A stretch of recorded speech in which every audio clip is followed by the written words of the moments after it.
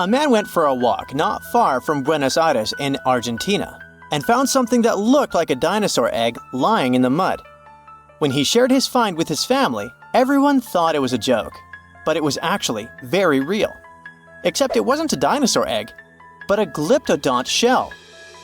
These guys went extinct thousands of years ago. Some of them grew up to be the size of a small car. The Paleo-Indians, who were the ancestors of Native Americans, must have had a fun time living alongside those beasts. People keep finding similar black scaly shells, which are fossils of glyptodonts in the Americas. These creatures thrived in South America for tens of millions of years and also spread up north. They had thick armor, called a carapace, and tough, grooved teeth for eating grass. They weren't always giant, but it looks like a colder climate before the Ice Age, with open woodlands and plenty of grass, helped them evolve. It's pretty hard to hide when you're huge, so they may have developed their fused armor to protect themselves. One of the most famous types had a long tail with spikes that it used to fight other glyptodonts for territory or mates. Although they look similar, the ancient glyptodonts were really different from today's armadillos.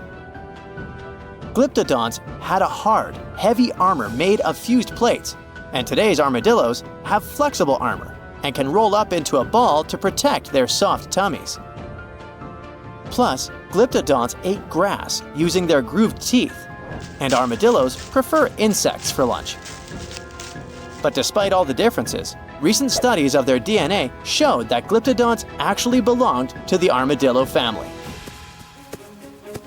If you think the glyptodont was scary, just wait till you meet the giant short-faced bear. This bad guy grew to almost twice the height of Michael Jordan when it stood on its hind legs. It also weighed over 1,500 pounds, and it was able to run at the speed of over 40 miles per hour. This bear preferred meat to all other foods. Even its skull and teeth were designed for slicing through meat, and it had forward-facing eyes that gave it sharp vision. Its strong jaws and large muscles helped it crush bones to get to the nutritious marrow inside. The giant short-faced bear lived in places like Minnesota and west of the Mississippi River, all the way up to Alaska. It went after or scavenged big animals like bison, musk oxen, deer, and even ground sloths. But it eventually went extinct because its prey didn't survive the Ice Age. Today, the only living relative of the short-faced bears is the spectacled bear from South America. This guy is much smaller, about the size of a black bear, and it eats both plants and meat. Game of Thrones fans, the next one is for you. The orphaned wolf cubs adopted by the Stark family in the epic series were inspired by dire wolves. Their name translates from Latin as terrible wolf. These great uncles of modern dogs were almost 5 feet from head to tail and weighed around 150 to 200 pounds. The oldest record of the dire wolf is from 250,000 years ago. They adapted well to different conditions and lived pretty much all over North America, from as far north as Alaska to down into southern Mexico. They went extinct around 10,000 years ago, soon after the last Ice Age. They most likely just lost their source of food. The closest we have to dire wolves now is the gray wolf, but don't get too upset. Scientists think they could be able to bring the dire wolf back to life. They can combine intact straps of their DNA, recovered from the museum specimens and the genome of modern dogs. One animal you definitely wouldn't want to be on the de-extinction program is the saber-toothed cat.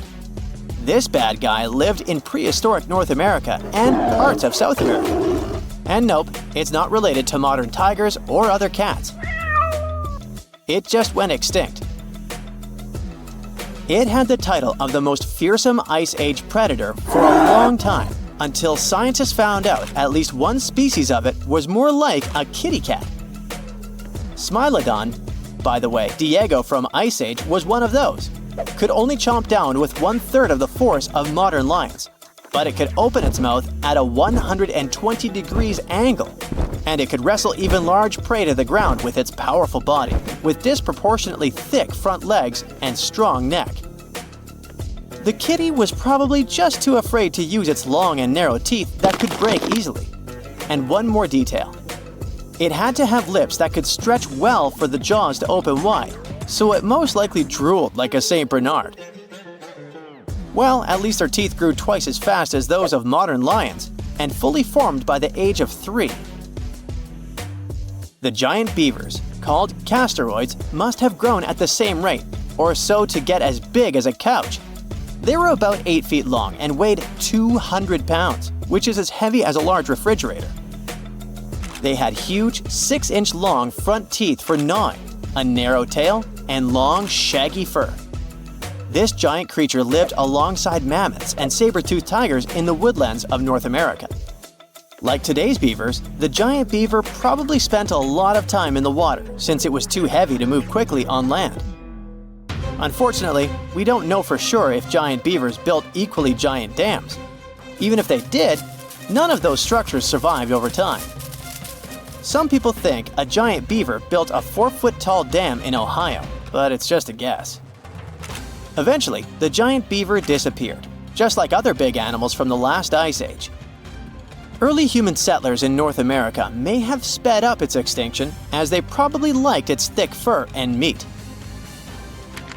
By the Ice Age, mastodons, some remote offsprings of the early elephants from Africa, crossed a land bridge that once connected Siberia and Alaska and made it to North America. Mastodons, like woolly mammoths, had thick, shaggy fur that helped them keep warm in the cold climate of the Ice Age. But unlike the mammoths, who mostly grazed, mastodons were mostly browsers. They like to eat leaves from shrubs and the lower branches of trees. Scientists often find woolly mammoth fossils together, which means they probably lived in groups, like family herds. Mastodon fossils are usually lying alone.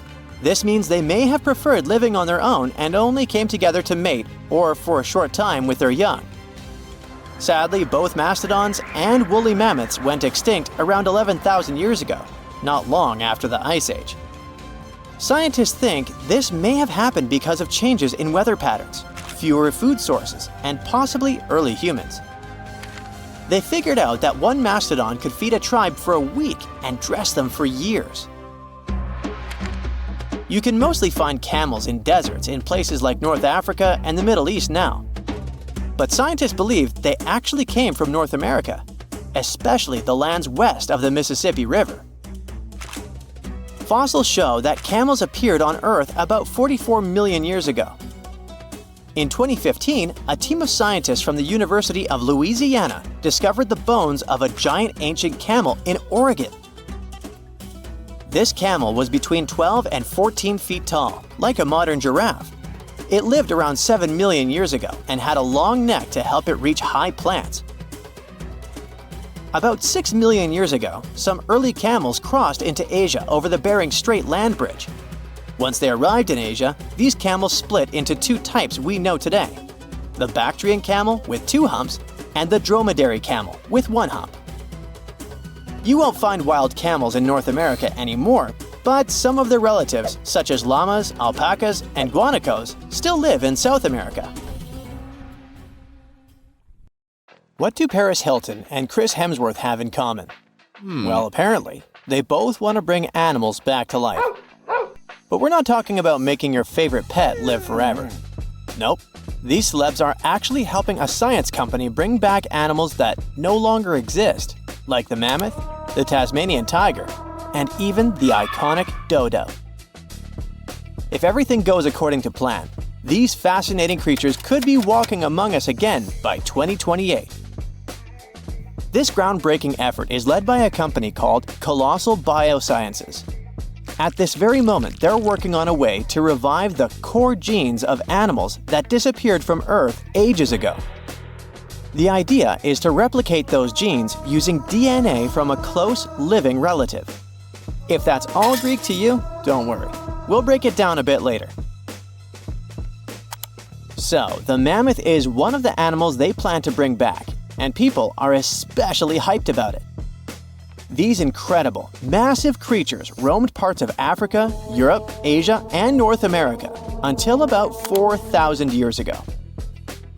Some people might mix them up with modern elephants, but there are some key differences. For starters, they had huge curved tusks that curled inward and were used to dig for food. They also adapted to survive in freezing climates, like having 2 layers of thick fur to keep their blood warm. But mammoths and elephants do have a lot in common.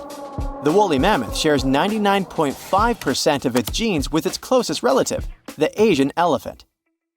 That's huge because it means that mammoths are genetically closer to Asian elephants than Asian elephants are to African elephants, for example. The company's bold plan is to create a living, walking elephant-mammoth hybrid that looks just like the ones that used to roam the planet. This animal will look like, walk like, and even sound like a woolly mammoth, but most importantly, it'll be able to live in the same ecosystem that the mammoth left behind. If the scientists succeed in bringing back enough of these creatures, one of their big goals is to help restore the Arctic tundra ecosystem. But how do they actually plan to create the mammoth? Here's their plan. First, they need to find well-preserved samples of woolly mammoths in places like Alaska, for example. Then they'll need to sequence the mammoth's genome and the genome of its closest relative, the Asian elephant. The next step is to identify the important genes that made the woolly mammoth perfectly adapted to cold temperatures, like its shaggy hair, curved tusks, and dome-shaped cranium. In other words, they need to identify which genes make the mammoth, well, the mammoth. Now comes the interesting part. They will use top-notch gene editing tools, kind of like scissors, to cut the Asian elephant DNA and replace those spots with the mammoth sequence. This will allow them to create a new cell line and, later, an embryo. This embryo will grow inside a healthy female Asian elephant, who will be the surrogate. And just like that, a new, cold-adapted elephant will be born. Or at least, that's what scientists hope. Specialists predict that this Mammoth 2.0 could be on Earth as early as 2028. The reason it will take a while is that their gestation period is around 22 months. But if that deadline feels too far for you, there is actually a chance we could get a surprise a lot sooner. That's because some of the other animals they plan to revive have a much shorter gestation period, like Australia's thylacine, also known as the Tasmanian tiger. The company is also doing whatever it takes to give this animal a second shot at life. And the good news is that the process seems to be well advanced. Recently, the group announced that the Tasmanian tiger's genome is about 99% complete. This animal was native to the Australian mainland and the islands of Tasmania and New Guinea. A big part of the Tasmanian tiger population disappeared over 3,000 years ago. But about 5,000 of them kept roaming around until pretty recently. It's believed that the last thylacine passed away in 1936. To revive the Tasmanian tiger, scientists first need a sample of the ancient animal. So they took RNA molecules from a 110-year-old preserved head that had been kept in ethanol. The team was really lucky because it's rare to find old samples that are so well preserved, allowing scientists to use advanced DNA analysis techniques. And by that, I mean they did a full, complete analysis. By studying RNA samples from important tissue areas like the tongue, nasal cavity, brain, and eyes, experts were able to learn a bunch of interesting things about the Tasmanian tiger. They could figure out how its brain worked, and also what this beast could smell, see, and taste. By the way, these semi-nocturnal animals had a special appetite for small rodents, lizards, and birds. After finding the perfect sample, the process of reviving it will be pretty much the same as with the mammoth, but with an elephant as a DNA donor, of course. In the case of the Tasmanian tiger, its closest living relative is a small marsupial called the fat-tailed dunnart. Even though this animal is small, it is a ferocious carnivore. So experts believe the whole DNA editing process will work just fine with its sequence. Their goal is to turn a fat-tailed dunnart cell into a thylacine cell. To accomplish that, they did more than 300 unique genetic changes into a dunnart cell. So there is no doubt they're pushing all the boundaries to make the dream of reviving animals a reality. This project also plans to revive the iconic dodo. You know, that funny-looking bird from the paradisiacal island of Mauritius in the Indian Ocean? And here, things get a little trickier, since we don't know much about this creature, which has origins that go back about 23 million years. Basically, the only clues we have about what dodos looked like when they were alive come from a handful of drawings, paintings, and written descriptions from the 17th century. But since those pictures are all pretty different from each other, and only a few of them were based on real live dodos, we're still not 100% sure what they actually looked like. And as for how they behaved, well, we don't know much about that either. That's why reviving this long-absent legend will be super interesting and really enlightening. The sample they used to extract an old dodo genome came from a skull in the collection of the Natural History Museum of Denmark. And the dodo's closest living relative, which will provide the host cells, is the Nicobar pigeon, a gray bird with colorful features found in the Andaman and Nicobar Islands in India. If everything goes smoothly, in a couple of years, we might see the fabulous and iconic dodo with our own eyes. Reviving animals might sound impossible, but science and technology together can be a real game changer, not only by protecting today's animals, but also by restoring species that disappeared from the planet long ago. Actually, we've already pulled this off. A wild goat called the bucardo, also known as the Pyrenean ibex, went extinct in the year 2000. But 3 years later, scientists managed to bring it back to life, using a method pretty similar to what we've talked about in this video. It took 57 tries, but one of them finally worked, and a bucardo clone was born. Unfortunately, the animal only lived for 10 minutes. You might think that wasn't a success, but it was actually a huge step forward in the whole animal revival field. Now, specialists can only hope the project to bring back the dodo, the mammoth, and the Tasmanian tiger go a bit better.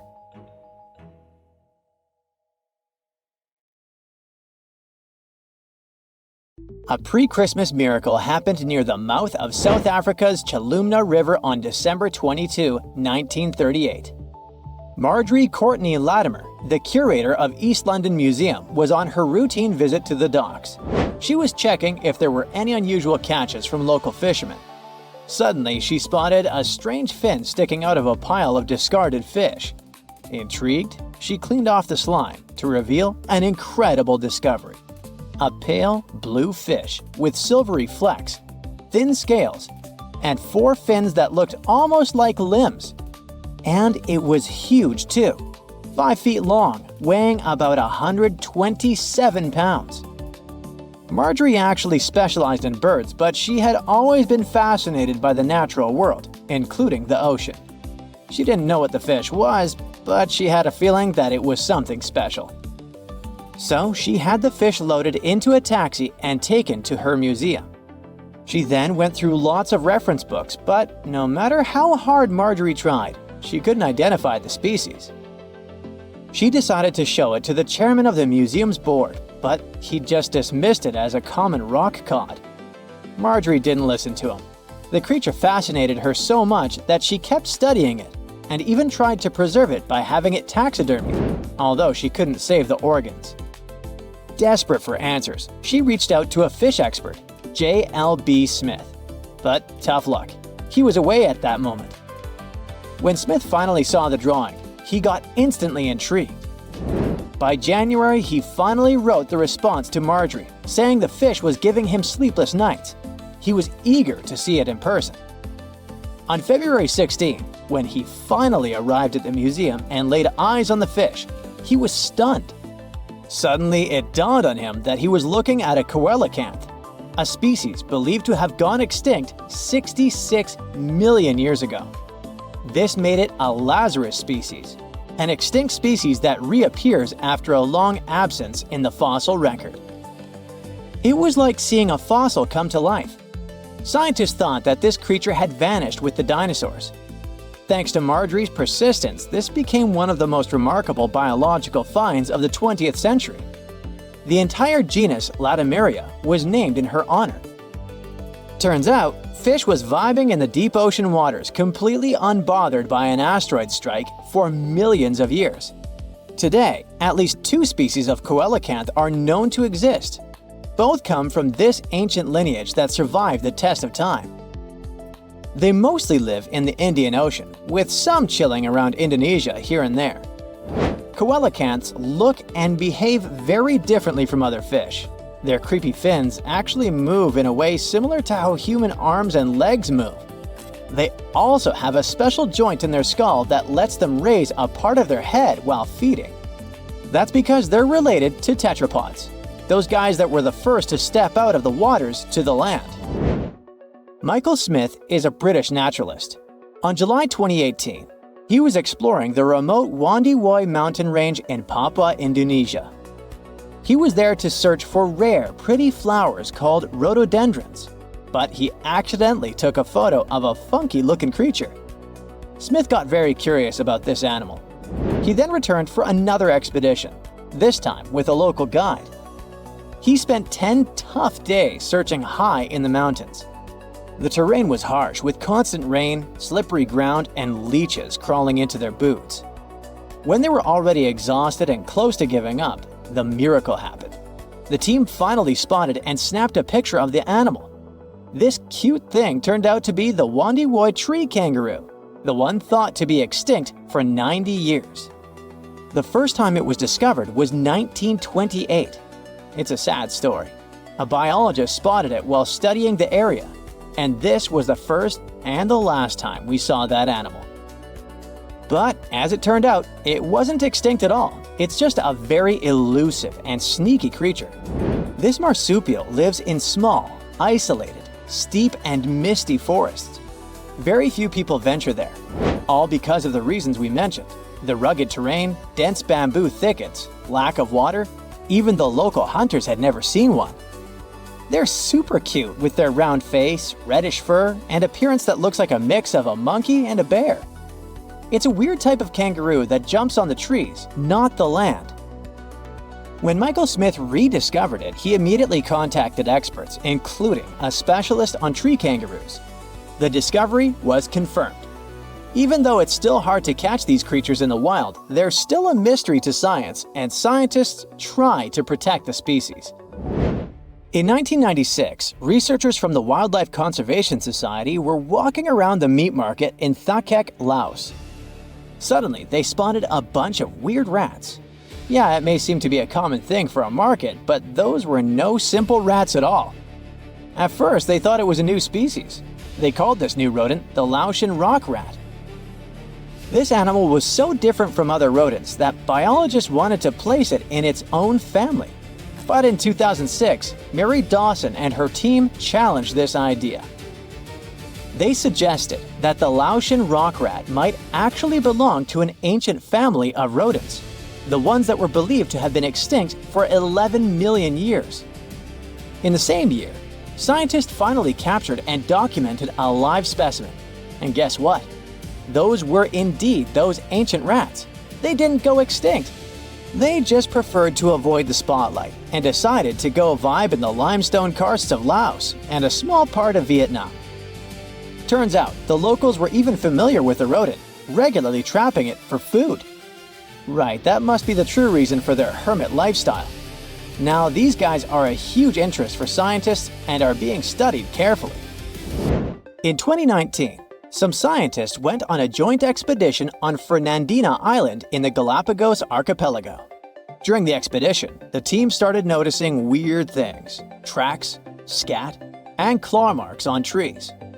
By following them, they suddenly discovered the culprit: a mysterious turtle that was sitting on a high elevation on the volcanic island. It was a lone female tortoise. They nicknamed her Fernanda. That's because they recognized her as a Fernandina giant tortoise, a species that was thought to have been extinct for 112 years. The last time we've ever seen this species was in 1906. when scientists found a male tortoise and sent it to the California Academy of Sciences. They thought that volcanic eruptions and extensive hunting caused the species to completely disappear. This was a huge deal. It provided hope for the survival of the Fernandina giant tortoise. Park rangers said that they saw signs of at least 2 other tortoises, so maybe they'll be able to find them soon. The Galapagos Conservancy has launched fundraising efforts to support further expeditions. In July of 2007, Luis Enrique Minguez was hiking in La Palma, a small island in the Canary Islands. He's a researcher in the Institute of Ecology and Conservation. While he was walking through the northeastern part of the island, he spotted an interesting lizard. The lizard was almost 12 inches long. He saw it near a forest trail, about 147 feet above sea level. Minguez took a photo of the lizard and shared it with his buddy researchers. After seeing the pictures, they realized that it was the long-lost La Palma giant lizard. This species was presumed to be extinct for centuries. They thought that it disappeared within the last 500 years due to being hunted by cats and habitat destruction. Unfortunately, even though they were super hyped up at first, things didn't go so well next time. They did some follow-up expeditions in October of 2007, and then some more, but they couldn't spot the lizard anywhere again since then. The lizard probably lived in very high and dry spots of the island. Researchers hope to discover at least some of the lizards in the future and help them thrive once again. Every species on Earth, you, me, and that nasty neighbor of yours, is destined to go extinct someday. Just like what happened to the woolly mammoths and saber-toothed tigers. Stats aren't bright. Scientists say that 99% of all animals that ever lived are now extinct. Hey, what's that look on your face? Going extinct is not the end of the story. Now listen up. Mammoths might make the greatest comeback ever and even be the key to saving humanity. Nope, they won't give away free money so that we don't have to work anymore, but they can sorta help the weather situation on our planet. In the Arctic tundra, there's this ground called permafrost. It's like soil in the form of ice. Soil turns permafrost when it stays super cold for 2 years straight. But now, permafrost is actively thawing out, and it's bad news for, well, everyone. Because while thawing, it releases a lot of carbon into the air. But what if we had large animals like mammoths there today? They would churn up the soil. The ground would freeze more deeply in winter. And then, in summer, a layer of grass would help keep the ground cool and prevent the permafrost from melting. Some scientists think that's a great solution. So now there's a company in the US that's trying to bring mammoths back to life. Okay, you got me. Not actual mammoths, but a sort of hybrid between an elephant and 1% mammoth DNA. It would be a northern elephant. Getting mammoth DNA is easier than you might think. They actually only went extinct about 10 to 14,000 years ago. Scientists are hoping to have their first elephant-mammoth hybrid by 2027. Let's hope it doesn't turn into a real-life Jurassic Park. Ah, Australia. A nightmarish place and a home to the most fascinating creatures on Earth. But here, the sad fate befell the Tasmanian tiger, also known as thylacine. Don't mix it up with the Tasmanian devil. That one is living and thriving. Nope, the thylacine was a marsupial predator that used to chill in Australia, South Tasmania, and New Guinea. It was a nocturnal who preyed on other marsupials, like kangaroos. In the 30s, the farmers suddenly claimed that thylacines were eating their livestock. Looking back at it now, that was probably an exaggeration. But humans started to hunt poor thylacines until they were all gone. And then it turned out that hunting away the important predator isn't the brightest idea. Who would have thought? You see, thylacines kept things in check by eating bad animals. So once they disappeared, the Australian wildlife was basically doomed. 35% of total mammal extinctions on Earth happened here. That's an awful world record. I know it sounds gloomy, but hey, maybe we can fix this. Remember that company we mentioned? It wants to bring back the thylacine too. Luckily, many thylacine embryos are still preserved in jars, like some creepy pickles. If we bring them back to Tasmania, this could help revive the entire ecosystem. Would you be happy to see them back in the wild? Me too. And I would also be happy to see you hitting those like and subscribe buttons so you can keep up with amazing facts all year round. We also have some huge dreams about tiny creatures. Take a trip to Mount Hotham Ski Resort in Victoria, Australia, and here you can find the mountain pygmy possum, a tiny bundle of cuteness. These guys are super rare. We even thought that they were extinct. All we had was their fossils. But then, some skiers spotted a possum in a log pile at the ski lodge in 1966. Imagine suddenly making a great discovery while chilling on vacation. These little possums can spend 7 months of the year sleeping under the snow. They wake up occasionally to eat some stored food, and then they wake up in the spring to eat even more, find a mate, and go back to sleep again. What a relatable fella. Since they've made it into this video, you can guess they're pretty endangered. There are less than 2,000 left in the wild, all because their current homes don't fit them that well. But hooray, we can help them too. You see, their ancestors lived in lowland forests about 20 million years ago. So maybe mountain possums could live better if we moved them there? Of course, we can't just take them to the woods and expect them to survive. Instead, scientists want to slowly release possums into the forest and check up on how they get on with it. Let's hope these cute creatures will adapt to woodland life. The southern gastric brooding frog, also called the platypus frog, was quite a unique creature. It was discovered in 1972 in Queensland, Australia.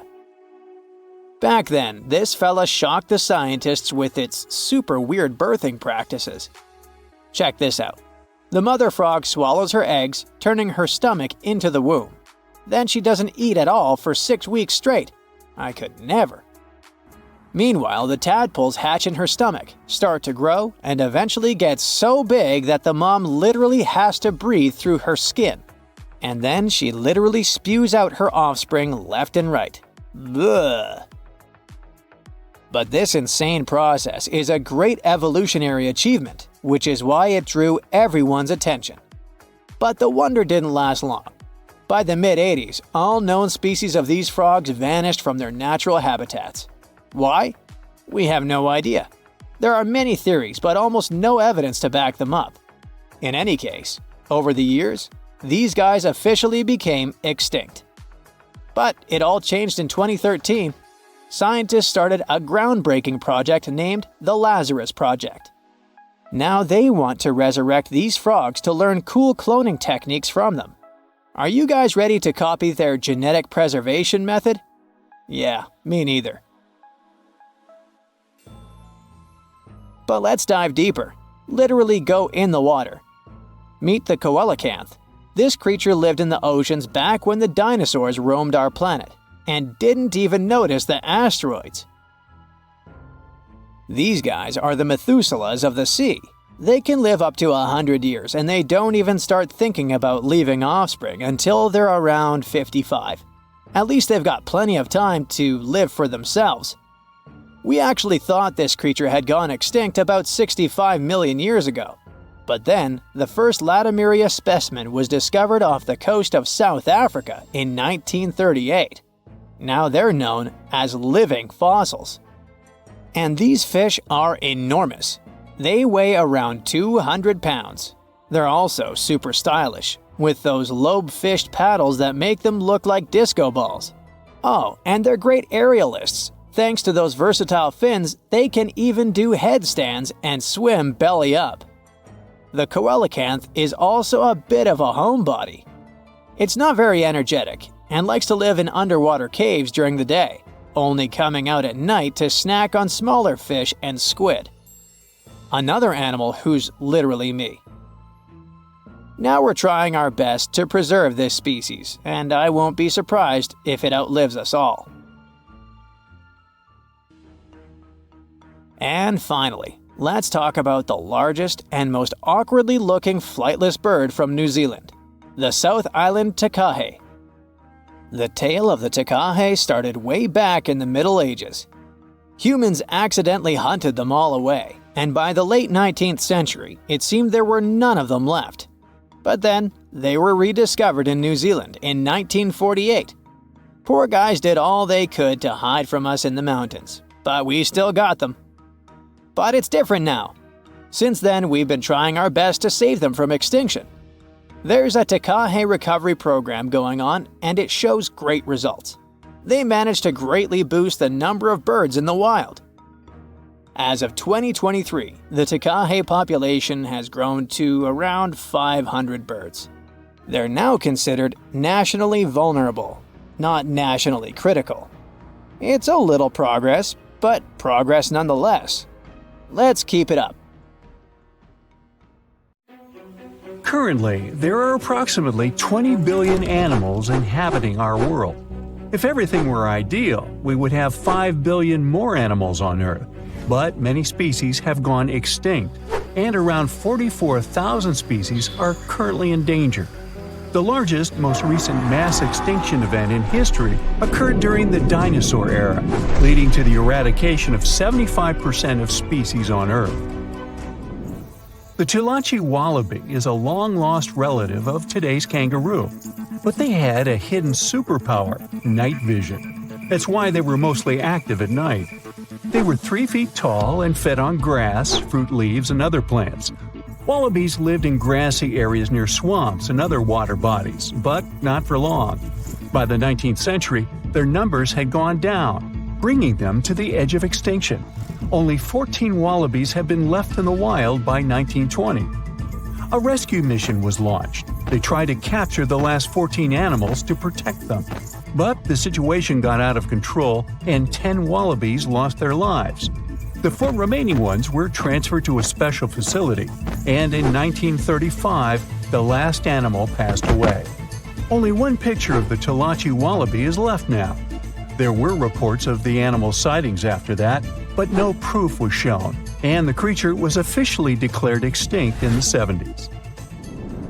Short-faced bears were a unique species that lived in North America, particularly Alaska. It was a massive bear, weighing around 1,500 pounds. When standing on its hind legs, it was around 12 feet tall, a whole foot taller than today's biggest beast in this family, the polar bear. This animal was different from today's bears because almost all of them are omnivores, except for polar bears. But this monster was solely carnivorous, which was the reason for their extinction. During the end of the Ice Age, many herbivores were gone, and those bears did not have enough food to survive. They were the Usain Bolt of the bear world, the fastest Bruins to have ever lived, reaching a top speed of 40 miles per hour, which is 5 miles faster than grizzlies. There are around 400 million pigeons in the world now. Some time ago, in America, a species of birds called passenger pigeons were abundant throughout the country, especially in the eastern forests. There were more than 1 billion of them, but they went from 1 billion to 0 in a few years. They had small heads and necks, but long tails and wings and strong breast muscles that allowed them to fly super long distances. The last passenger pigeon passed away in captivity in 1914. It was named Martha. With that, the ecosystem in the U.S. has never seen this bird again. Now, elks are enormous animals, but they look tiny when you compare them to long-gone Irish elks. That elk was around 7 feet tall at the shoulder with a humongous antler of 12 feet. Today, elk are only 4.5 feet tall at the shoulder and have around 4-foot-long antlers. Despite its name, this elk was found all over the world, from Asia to Europe. It got its name because, in Ireland near Dublin, researchers found a perfectly preserved specimen. Since then, it's been called the Irish elk. The last one passed away in Ireland. The main reason for their disappearance was their inability to adapt to changes. When the Ice Age ended, The elk could not survive and became extinct. Now, somewhere deep in the forests of Costa Rica lives the interesting-looking golden toad. It was discovered in 1966 in one particular spot where all toads would gather to mate. In 1967, a large population of this golden nugget was noted in that same spot. But the following year, only 10 to 11 toads were seen, and the year after that, in 1968, only one lonely male toad showed up at the spot. For years, there were searches for golden toads. In 2004, the toads were officially declared extinct. Humans were not responsible this time. The drought in the area in the 80s had a significant impact on the toads. Still, the last straw was the arrival of a new fungal species that caused the animal's skin to thicken, eventually leading to the toad passing away.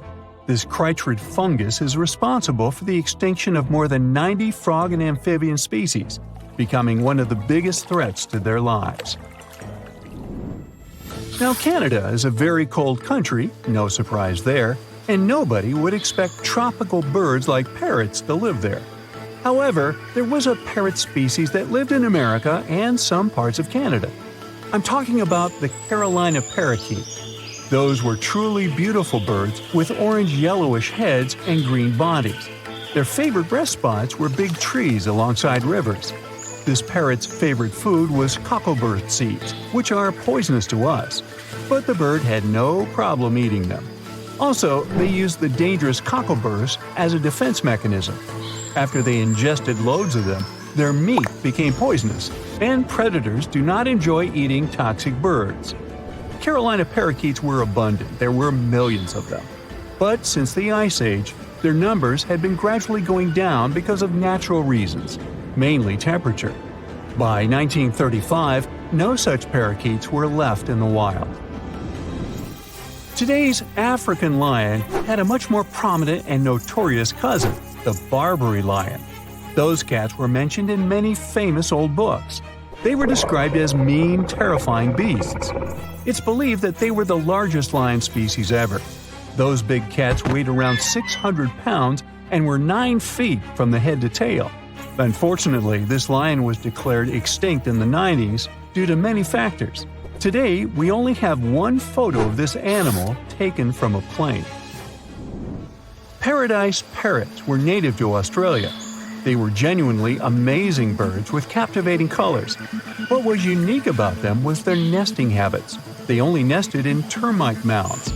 This parrot was always on the edge of extinction, and the reason for that is still unknown. Mice, rats, and other animals also hunted them, and it added fuel to the fire. The last bird was spotted in the year 1972. Since then, paradise parrots have only been seen in museums. The Gulf of Mexico was once home to Caribbean monk seals. This species of seals enjoyed spending time in the warm subtropical climate of the Caribbean. Most of the time, they were found near reefs and islands, foraging for food. Like most of us, they also loved sandy beaches and were usually seen in groups of 100 seals, resting before the next adventure. In the year 1886, monk seals were declared extinct. You can still see this animal in 2 museums. Both are located in the UK. As we all know, zebras have black and white stripes. But once, a zebra species had only half the body covered with brown and white stripes. The rest was just brown, and the belly was white. It was called the quagga. They lived in the southern part of Africa in grass fields and wet pastures, like today's zebras, and ate grass and other plants. The last quagga perished in 1888, but not all hope is lost. Today, extensive research is being done to bring this animal back into the wild. Australia is home to many outlandish animals, but the craziest ones are probably gastric brooding frogs. This species is not like your ordinary frog that lays eggs. They hatch their young inside their stomach and give birth by vomiting around 25 fully formed young frogs. Sometimes their stomach becomes so bloated that they have to breathe through their skin. 2 species of this frog were discovered in the northern and southern parts of Australia in the 1970s by Mike Taylor. A decade after their discovery, Both species are gone. The main reason for their extinction is the chytrid fungus. Luckily for them, they're also part of a de-extinction program that's putting serious efforts into bringing them back into the wild. The Meg, aka Megalodon, roamed the oceans long after dinosaurs were wiped out by the Great Meteorite. It was one of the largest and most dangerous hunters that have ever lived on Earth, as well as the biggest shark. But then, about 3.6 million years ago, the last of its kind disappeared from our planet, leaving only huge teeth for modern archaeologists to keep finding. There are a few theories about why it could have happened, but scientists might have found the true reason. The Megalodon, which means big tooth, was the largest shark ever to exist. It reportedly lived around 20 to 3.6 million years ago and was truly enormous. Its bite was more powerful than that of a T-Rex, and likely any other powerful predator that has ever roamed this planet. It's probably not surprising since this marine creature had extremely strong jaws that could span from 9 to 10 feet wide. That's enough to swallow 2 grown-up people side by side. The jaws were also lined with 276 teeth, and they reached 7 inches in length. That's as long as a small hedgehog. Once these teeth got worn down, the shark got rid of them and grew new ones. Such large sedated teeth helped the Meg to eat meat easily. The shark itself could grow up to 59 feet long. That's twice the length of a London double-decker bus. The animal was also pretty heavy. While a fully grown T-Rex weighed about 8 tons, the weight of a large Megalodon could be more than 30 tons. With no competitors, the enormous shark was the real king of the oceans. It hunted other sharks, large fish, and even whales. Then why did such a magnificent creature disappear from the face of the Earth? The previous theories mentioned the great white shark. The Megalodon is usually described as some gigantic version of this marine animal. And this is a common mistake made because most people think these creatures were related. But in reality, the Meg looked more like a modern bull shark. Its snout was snout, its lower jaw was rather flat, and long and massive pectoral fins supported the animal's weight. But what's more important, the ancestors of today's great whites existed at the same time as the Megalodon. Now, with great size comes great clumsiness. And although the Meg was huge and powerful, it was also not as nimble as smaller and quicker great white sharks. Great whites could have rivaled the Megalodon for food, and were often more successful hunters thanks to their agility. They couldn't fight the Meg openly, but were fast enough to steal its food.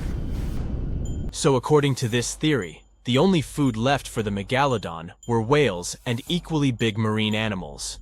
Grown-up Megs could easily catch such beasts, but their offspring were much smaller and more vulnerable than their parents. Could smaller sharks have used this to their advantage? Maybe while megasharks were still little, they became a meal for great whites, as well as bull and tiger sharks. Even at those times, a great white shark could reach the length of 20 feet, while a Megalodon kid was definitely smaller. But even if there had been no open confrontation between young Megalodons and smaller grown-up sharks, Meg kids wouldn't have been able to find food for themselves to grow to adulthood. The reason is the same. The population of other sharks was growing, and they were rivaling each other and the Meg for convenient food. The more great whites and other sharks appeared in the oceans, the less food remained for young monster sharks. Eventually, they probably starved. But it's just one of the theories that try to explain why the Meg went extinct, and here's another one. A new study has shown that the Meg was most likely a warm-blooded predator able to regulate its body temperature, and that might have been the reason why this species disappeared with time.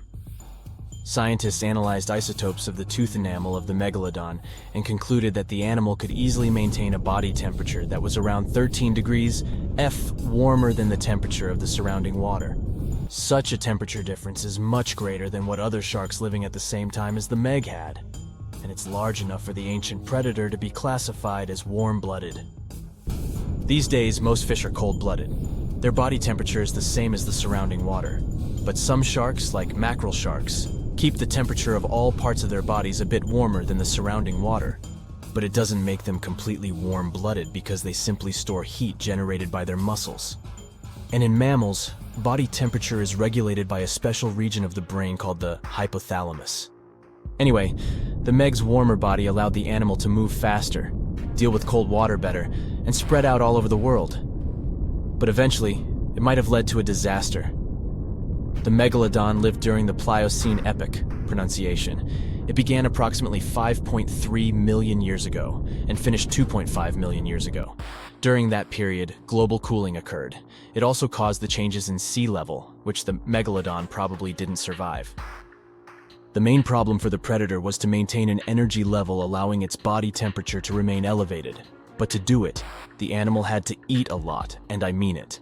But it was a challenging task in a time of changing marine ecosystems and while competing with newcomers, such as the great white shark. If this theory is true, then the amount of energy the Meg had to use to remain warm could have contributed to its extinction. This new information is very important to us. It shows that many marine predators in modern oceans might be experiencing the effects of ongoing climate change too. By the way, have you heard that there have been several cases when people were sure they had seen the Meg? Or at least some similar extremely large monsters. And these sightings happened relatively recently. For example, in July 1916, the New Jersey coast of the US was terrified by a series of shark attacks. They happened during an oppressive heat wave when hundreds of beachgoers tried to find shelter from the heat near the water. People described the culprit that had caused all that havoc as a giant shark, much bigger than any regular one. Since then, scientists have been debating which shark species was involved in those accidents. The most popular guesses have been the bull shark and the great white. A picture of a huge shark roaming the Pacific Ocean not far from Guadalupe Island appeared in 1999. The creature was nicknamed Deep Blue. It could be distinguished from others by a wavy pattern separating its gray back and white belly. But even though some people claimed it could be the infamous Megalodon, experts came to the conclusion it was a female white shark, the largest ever seen. The average length of a male white shark is 11 to 13 feet. Females are bigger, up to 15 or 16 feet, but Deep Blue reached more than 20 feet in length. No wonder people were confused. For the last time, Deep Blue was spotted in 2013 near the western coast of Mexico's Baja California. But look, there's another jumbo shark, and you can meet it in any part of the world. The largest specimens can reach 40 feet long and weigh about 5 or even 6 tons. Could it be, if not the Megalodon itself, but one of its relatives? Again, a wrong guess. That's the basking shark. This animal prefers subpolar seas, with temperatures not higher than 58 degrees F. Even though some of these animals do migrate to warmer places. Like whale sharks, basking sharks are harmless and don't attack snorkelers or divers. These creatures have loads of small teeth, but they don't use them when feeding. Instead, they swim with their huge mouths open and swallow plankton. A grown-up basking shark can filter nearly 2,000 tons of water per hour.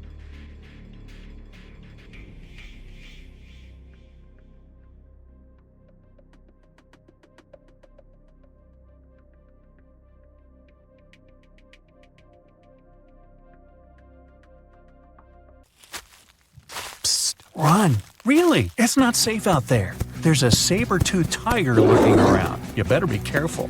What are you doing? Don't peek. Okay, just one little peek. How's this possible, you ask? That's because you're in virtual reality, of course. These cool but very dangerous-looking big cats were alive during the last ice age. What if they decided to show up at your doorstep out of nowhere? Knock knock, a saber-toothed tiger is waiting for you to buy its cookies. Meanwhile, the coelacanth, this massive-looking fish, comes from a lineage that's been around for over 300 million years.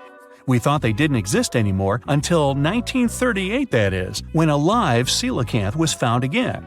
Since then, they've been roaming the waters of the east coast of Africa and the waters of Sulawesi, Indonesia. Man, I wouldn't want to go for a swim and meet one of these fellas face to face. Their jaw has an intercranial joint, which means their mouth opens up by a lot. This is so they can eat large prey, like me. Not good. They're huge, too. Imagine a fish that's as long as you're tall and weighing as much as an average human. The Takahe, a flightless bird, was thought to be gone in the year 1898. They're very cute, small, and multicolored, usually not taller than your knee. But picture this. You're out for a hike in the Murchison Mountains. Looking around, you spot the bird you thought was extinct. But there they are, as happy as ever, surviving and chilling. Whole colonies of Takahes was indeed found just 50 years after they were pronounced extinct. Good job, tiny little birds! A singing dog. Ever heard of those? Riley does sing sometimes when he's bored or hungry, but these are real performers. New Guinea singing dogs. They've been only recently discovered again in the wild for the first time in 50 years. Still, they were never completely extinct to begin with. New Guineans made sure they were safe next to them. But in the wild, very rare and hard to catch a sight of. Look, there goes one. The New Guinea singing dogs are called so because of their famous high-pitched singing. They sometimes sing together too. A dog choir of sorts, where they all howl together. I bet they sing better than I do in the shower.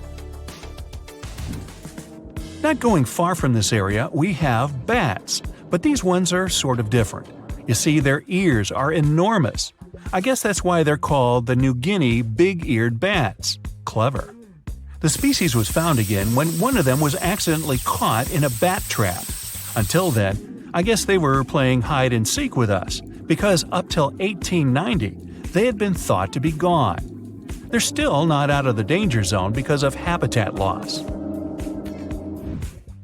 Imagine you discover a fossil of a species you thought had been extinct for a long time, yet 2 years later, a whole living group of said species is found.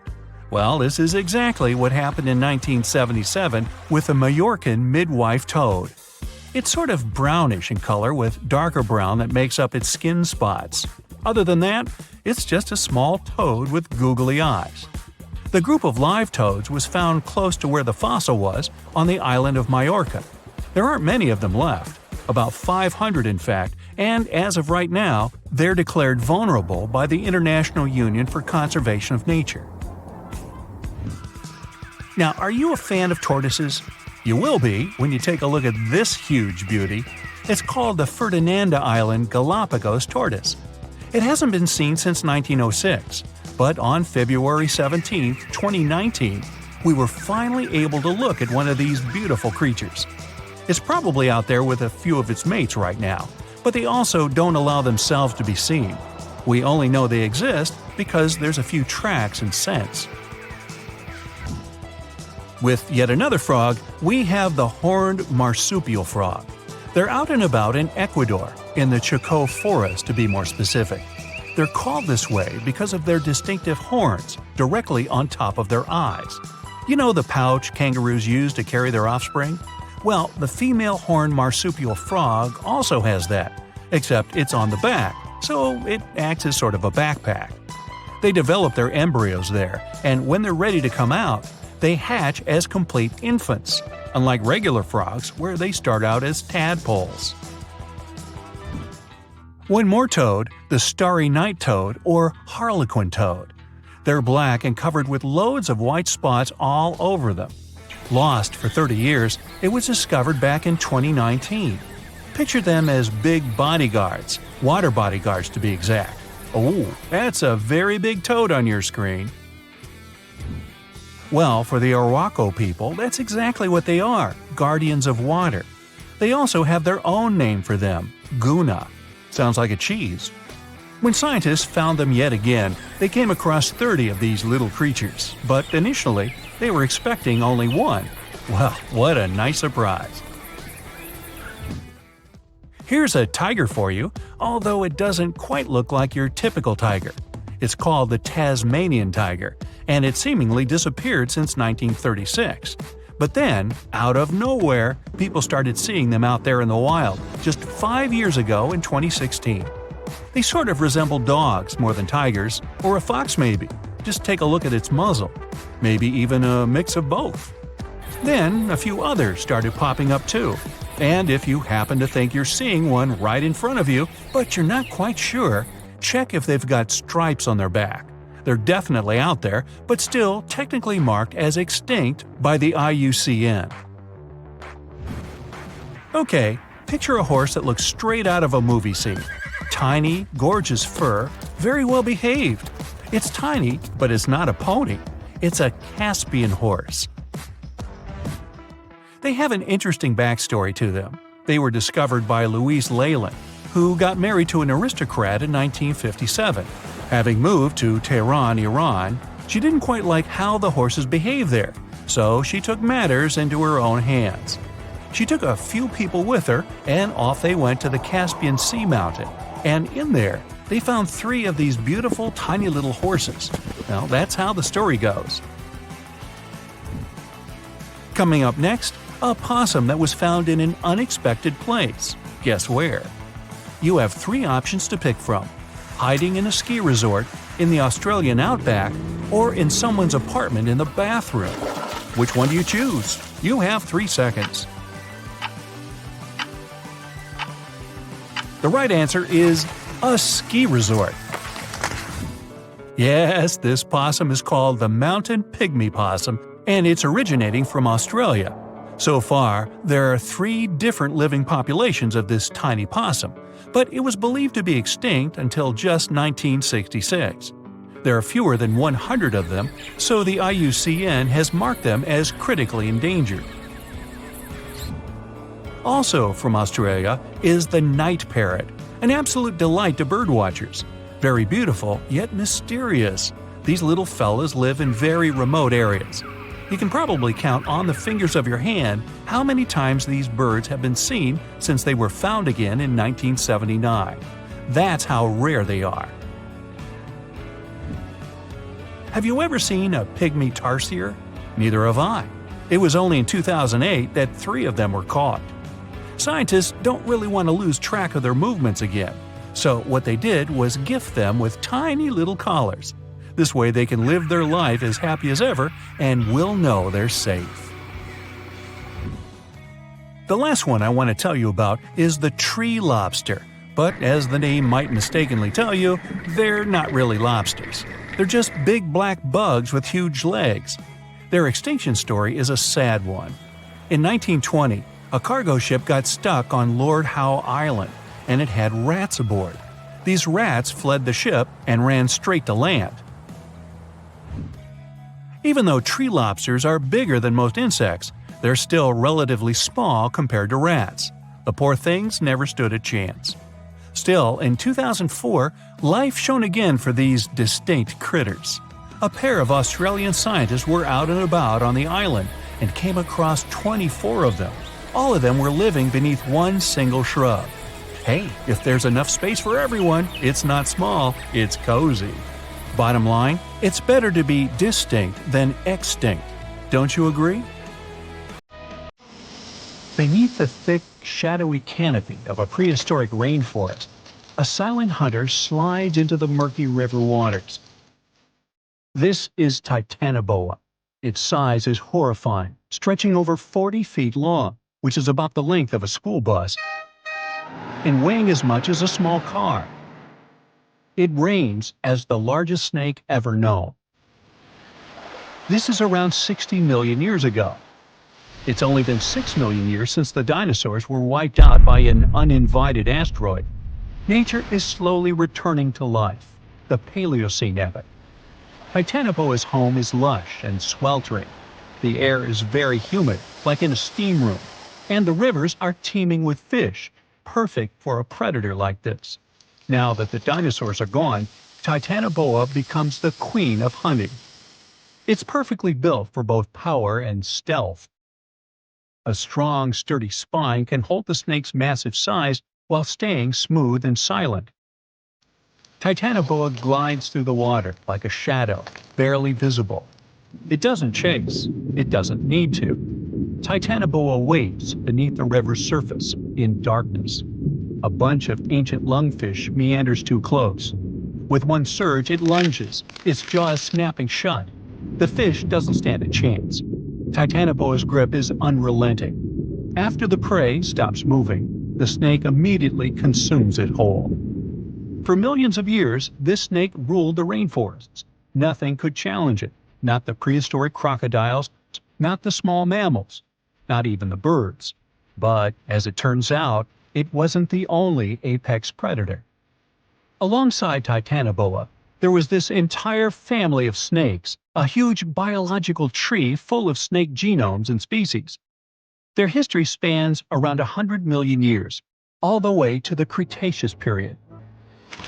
We find their fossils all over South America, Africa, India, and Australia. That's because they evolved in the Gondwanan continents. Back then, all of this was one huge landmass, and they lived right in the heart of it. Now, this family coexisted with all the dinosaurs. The dinosaurs ruled the world back then, and the snakes couldn't be all that dangerous. They lived in the dinosaur's shadow, adapting to survive.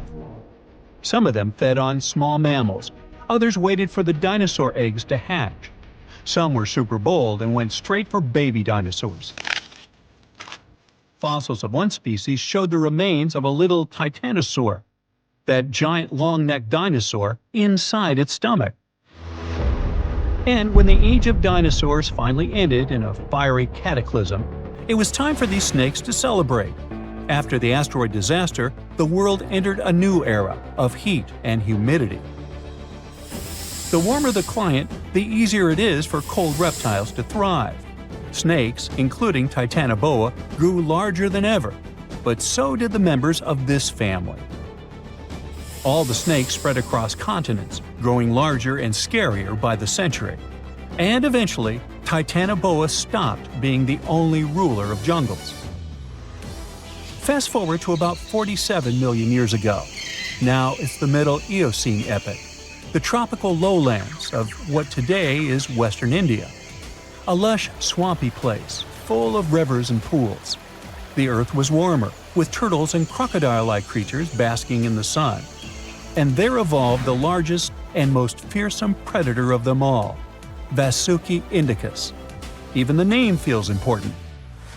Vasuki, the serpent king of Hindu mythology, a colossal snake that's coiled around the neck of Lord Shiva, strong and loyal. And the indicus part is because the snake's fossils were discovered in India. Vasuki surpassed Titanoboa and grew to a jaw-dropping length of 50 feet, like a 4-story building. It also weighed as much as a small elephant. Unlike Titanoboa, who preferred to hunt in the rivers, Vasuki mostly hunted on land, though it still could venture into the water when needed. It prowled the marshy ground with quiet, calculated movements, blending with the dense undergrowth. Vasuki also ate crocodiles, massive turtles, and even early whales in local water pools. No one stood a chance. It had immense muscles and squeezed with unimaginable force. But the snake's jaws were much scarier. Unlike Titanoboa and today's pythons, Vasuki couldn't swallow massive prey whole. Instead, it ate them alive with its teeth, just like this. Fast and absolutely brutal, it was an apex predator of its time. And don't forget that we're not talking about one Titanoboa or one Vasuki. These snakes were part of entire populations. In the Paleocene, rivers were full of various Titanoboas. Some were younger, smaller ones, fighting for survival, while the oldest and largest ones dominated the waterways, in the same way as generations of Vasuki indicus competed with each other for thousands of years. Through the years, many siblings of this family got themselves a region to rule over.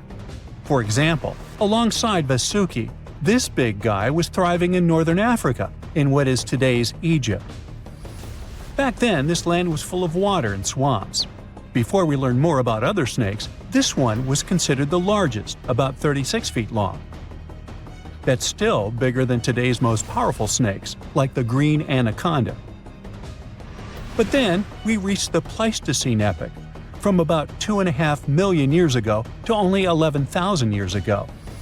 Modern humans were evolving all over the world, and now the snakes had a new problem, an even worse one than dinosaurs. While we were developing brains, in Australia, there ruled the local king of snakes. Their names also come from legends. That's how Indigenous Australians called their mythological rainbow serpent the creator of the world. It's like a problem of a chicken and an egg. Was the snake named after a deity, or did the Aboriginal people create their deity after a snake? Ancient Australians coexisted with those predators for thousands of years. They warned their children how to avoid dangerous spots, passing down stories of the terrifying serpents. In their legends, The great rainbow serpent was shaping the land, rivers, and features of the world. These legends were most likely inspired by the powerful nature of those snakes. If only they knew that these animals weren't even as huge as Vasuki or Titanoboa. Though they were still dangerous, Urlungor was up to 26 feet in length. They preferred the more green and humid parts of Miocene Australia, like waterways with lush plants around the riverbanks. And there was much more potential prey. Urlungor had a thick body as wide as a human thigh. It loved to hunt in what is today the northwest Queensland. Its fossils were found in the limestone of Riverslade. It was a fascinating find. The skull was almost intact, with teeth and everything, which is crazy considering that snake skulls are very fragile and usually don't survive fossilization. Just like snakes before it, Urlungor didn't rely on venom. It was a constrictor, quick and powerful. But at least now these reptiles weren't as brutal. Their hugs quickly caused cardiac arrest in their prey. So the end came rather quickly. Also, they no longer could swallow the prey whole, and didn't have the same sharp teeth as Vasuki or Titanoboa. So both Urlungor and Wanambi had to eat very slowly, just like pythons today. Meanwhile, Wanambi was about 20 feet long. This one had a similar head, so it could only hunt marsupials, reptiles, and other little things that ventured too close. Wanambi's domain was the water hole. It lay coiled in the shade, motionless, its body blending seamlessly with the dusty earth. If kangaroos and wallabies cautiously approached to drink, they wouldn't even notice the predator until it was too late. The Wanambi snakes lingered in Australia for millions of years. Even when the climate and ecosystem changed, it didn't bother these guys. In fact, they thrived in Australia's cooler, drier regions. Yet, even giants fall. Time moved on, the earth cooled even more, and nature began to change. Wanambi managed to last up to around 50,000 years ago, and could have lasted longer if it wasn't for humans. The same Aboriginal Australians who once feared Wanambi eventually spelled the end for the snake. All these years of being the apex predator, only for the little apes to hunt you into extinction. But that's how evolution goes. Eventually, all the giant snakes disappeared, leaving behind only their fossils and stories like this one. You decided to go scuba diving for the first time. The water is clear and the sun is shining on the seabed. You take a few selfies and the fish swimming by when suddenly, the ocean goes pitch black. You look up and, oh my, what is that gigantic animal? It's definitely not a shark, not a whale. Is it a turtle? Yup, but fear not, it's not gonna hurt you. If you had lived on this same Earth about 72 million years ago, then maybe this could have really happened to you. Scientists have recently found the fossils of a gigantic marine turtle that could have grown as big as 12 feet. If you don't have any idea of how big that is, let's see some examples. That's the average length of a hippopotamus, 6 golden retrievers, or 2 Michael Jordans stacked on top of each other. The turtle's scientific name is an homage to that old-school sea monster called Leviathan. Maybe you remember this from old-school history lessons. The Leviathan is supposedly a mythical creature that would swallow entire ships or people that were deemed too greedy by the creature. Can you imagine being swallowed by this humongous sea turtle? No, thank you. The fossils of this gigantic creature began to be excavated between 2016 and 2021, all the way in northeastern Spain. The first fossil was located by a hiker in the Spanish Pyrenees, and it was around 8 inches long. The pelvis of this turtle alone measured around 35 inches. It would definitely be one of the biggest turtles today if it hadn't gone extinct. FYI, the largest living sea turtles today can reach up to 6 feet in length, which is already pretty big. Now, how about a gigantic prehistoric scorpion? I bet most people here are not huge fans of these creatures, especially since they're poisonous. Which is why the thought of a 9-foot-long aquatic scorpion might be the stuff of nightmares. Let's just say that if they hadn't gone extinct some 400 million years ago, lakes and rivers would be much more dangerous places for humans today. These gigantic insects were considered to be apex predators in their time, hunting everything from fish to other animals, even of their own kind. Yikes! I got goosebumps just imagining these creatures. Should we thank the asteroid that hit our planet now or later on in this video? Another prehistoric animal that would shock humans if it were still alive is the so-called Megatherium, a gigantic sloth. This huge sloth is believed to have grown up to 20 feet long, and its weight could be up to 8,000 pounds. It was found in the woodlands and grasslands of South America. The creature used to stand on its 2 feet in order to reach leaves on high branches. These giant sloths had huge claws. They helped them climb trees. I gotta say, I feel uncomfortable imagining these elephant-sized sloths climbing trees. Oh, of course, some dinosaurs will make our super-sized creatures list. But before that, here's a fun fact. Did you know some dinosaurs are still alive today? Scientists have proven that birds are classified as theropod dinosaurs. Such infamous creatures as the T-Rex and Velociraptor belonged to this group. I'm sure you've heard these names even before you watched Jurassic Park. The Velociraptor is that scary dino that breaks into the kitchen. Well, they evolved, gained some feathers, and turned into various species of birds we know today. That means that any bird from chickens to those little blue ones is a direct descendant of dinosaurs. Now, does the name Spinosaurus ring a bell? You can see this huge dinosaur in some museums today. Its fossils, I mean. The Spinosaurus was one of the biggest land predators to walk Earth. Actually, to walk its land and water, since scientists believe that this dino was semi-aquatic. It fed mostly on meat, which means humans would be its natural prey if it lived today. This meat-eating dino lived around 90 to 100 million years ago. It was about 60 feet long, 12 feet high, and weighed up to 22 tons. Its head was around the size of 8 bowling balls and was shaped like a crocodile's face. Basically, the Spinosaurus was a big African elephant with the face of a crocodile. Just kidding. But that would look funny though, wouldn't it? A much more attractive dino was this guy. It's considered to be the largest dinosaur that has ever lived on our planet. What made it so big was its extremely long neck and very long tail. You wouldn't want to stand behind this creature, believe me. If it decided to swish its tail, you'd get catapulted very far away. This creature lived around 100 million years ago, and its fossils were first found in Argentina around 2012. The dino measured 120 feet from head to tail, which made it almost as big as an American football field in width. And have I mentioned it weighed almost as much as a space shuttle? A staggering 75 tons.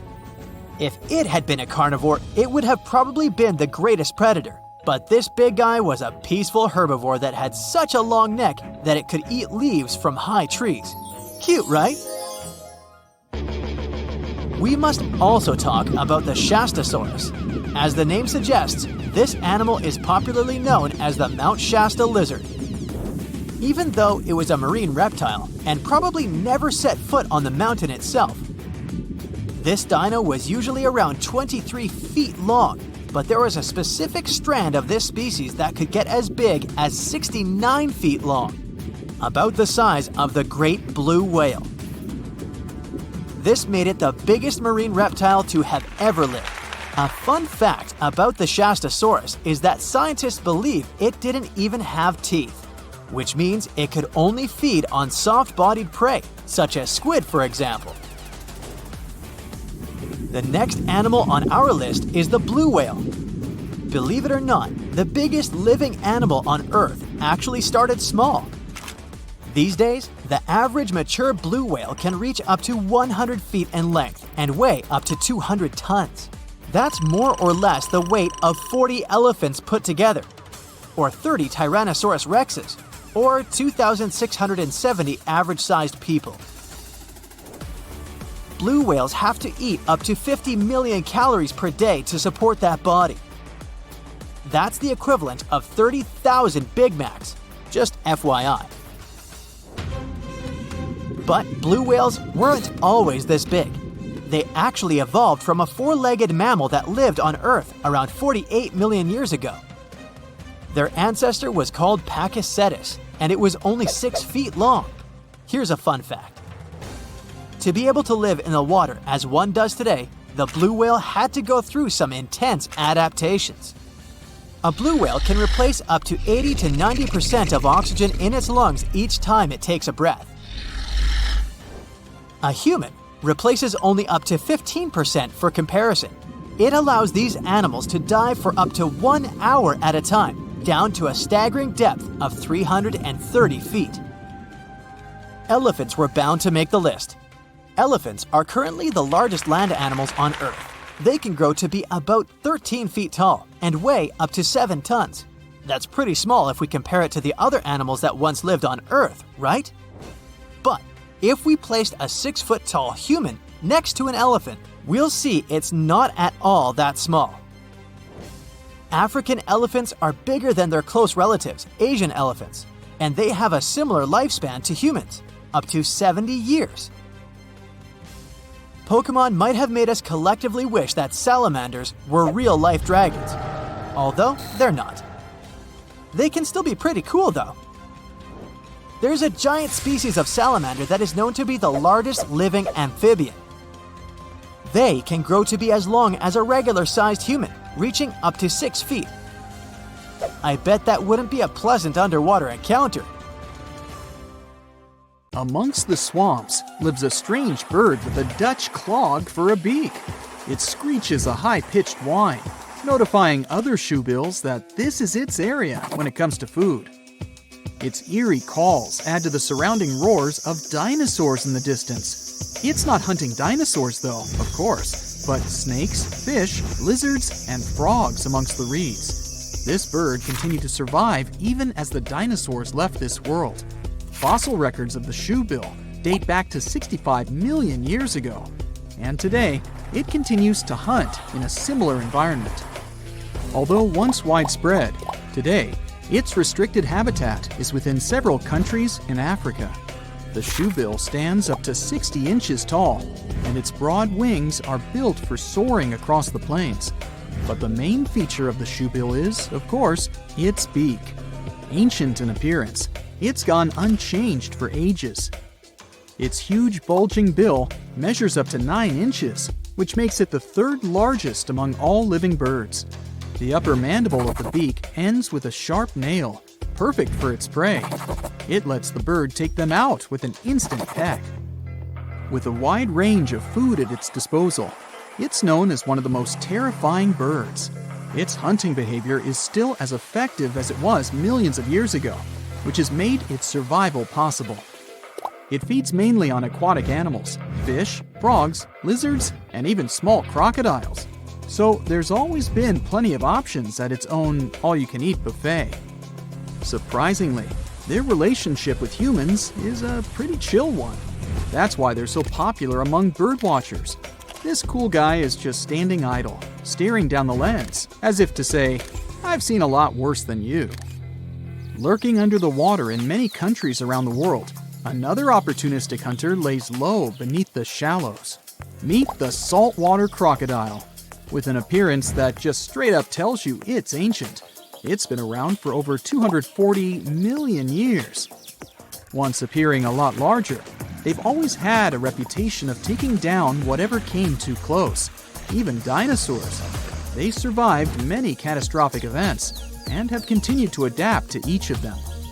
As they continue to evolve, they've become the ultimate survivalists as we know them today. Still, they sit within their territory, waiting for anything to enter, even humans. They grow up to 20 feet, and have a powerful bite that's stronger than any other animal. 30 times stronger than your bite. Just saying. Anything that ends up in its toothy cage can't escape. With scales and armor plates protecting it, there isn't an animal on Earth that hunts it, making the crocodile the ultimate apex predator. As per its name, it's also adapted to saltwater, providing it with useful salt glands, something its alligator cousins don't have. And that's how they're able to swim enormous lengths out to sea. Their routes follow ocean currents, and they aren't afraid of bypassing the shark-infested waters. Not even the great white would mess with this one. The distances they've traveled measure up to 390 miles, and they're capable of reaching speeds up to 18 miles per hour. Just another reason not to swim in the sea, right? The next creature on our list has been around for up to 145 million years. These pesky little things have been feeding off warm-bodied animals. Can you guess what I'm talking about? Lice. Those guys originated in the Cretaceous period, between 145.5 and 65.5 million years ago, when they used to feed on dinosaurs once upon a time. And then, they have continued to remain a constant annoyance to most species. Currently, there are 5,000 different species of lice, each one having a taste for a different animal. They feed on all birds and mammals, except for pangolins and bats. Lucky them. They are an obligate parasite, which means they cannot live unless they live off another life form. Living their entire lives to reproduce on their hosts, lice will change their color to match the fur or feather of their new homeland. But how do you get lice as a human? Well, it's purely by luck or bad luck. They usually choose to leave when their original host has passed on. They seek a free flight from a nearby fly, grabbing onto its legs and hitching a ride to the new homeland. Within 4 small islands in Indonesia lives a powerful beast, a reminder of the megafauna period. Meet the Komodo dragon. Reaching a length up to 10 feet, it's a master ambusher. Its hunting method involves tracking down prey, then injecting venom into it. As the prey escapes, it will track it down as it slowly tires, and then feeds on it. And that's how it's managed to survive for millions of years. But it has strangely disappeared from other parts of the world. These islands weren't always its home, and it's only been here for the past 4 million years. Originally, the dragon's ancestors came from Asia, but migrated south to Australia 40 million years ago.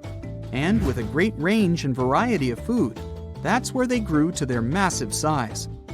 Then, some 25 million years later, a collision with continental land masses occurred between Australia and Southeast Asia. Taking the opportunity, they spread even further, as far as East Timor. As the islands became separated, the Komodo dragons continued to flourish in their new lands. Without any competition, they could maintain their normal hunting methods. Unfortunately, in Australia, they all eventually disappeared due to competition from humans. Another ancient species is really intriguing, not only because of its appearance. Let me introduce it to you, the coelacanths. Scientists found the only evidence of their existence in their fossils. It made us believe they disappeared 410 million years ago. So, you could imagine the surprise when they were discovered in 1938, idly swimming along the east coast of South Africa. It's truly a fossil that's come back to life. It gave us a great opportunity to not only further understand this species, but to answer many questions about some of its relatives. Growing up to 6.5 feet, they have a lifespan of up to 100 years. But what's strange is they have 8 fins. They're the oldest known living member of the lobe-finned fish. They are so ancient that they're more related to amphibians, reptiles, birds, and even mammals than to the ray-finned fish we know. Armored with strong cosmoid scales and with a hinge on their jaw that allows them to open their mouth very wide, they are truly ancient-looking creatures. But they did evolve slightly differently than their ancestors, although they still look the same. They once lived in much shallower waters and originally used lungs to breathe. After the dinosaur age, they had to move into deeper waters to feed and gradually upgraded their lungs to gills. And it was this new ability that ensured their survival. Let's go even further back, to 480 million years ago. You wouldn't think that anything that existed back then could possibly still be alive today. But the horseshoe crab is not only still on this planet, it's almost identical to its ancestors. Its whole body is protected by a thick plate with spikes pointing outwards. It has 10 eyes scattered around its body. 2 are used for finding mates, and the remaining 8 act as light receptors. There is also a long tail. Although it looks menacing, its only use is to simply help flip itself back the right way up if it gets knocked over. Its design is so effective that whatever constant changes the planet has provided, it survived. Although they look like they could be related to a lobster, they're actually closer to spiders and scorpions than crabs or crustaceans. With a healthy diet of clams, crustaceans, and worms, they find enough to eat along the coasts of the Atlantic, Pacific, and Indian Oceans. They also feed on algae, so it makes sense why they manage to survive many food shortages caused by world events. With all the traits of the horseshoe crab, who knows, it might even outlive humans. Well, here's to the next 480 million years.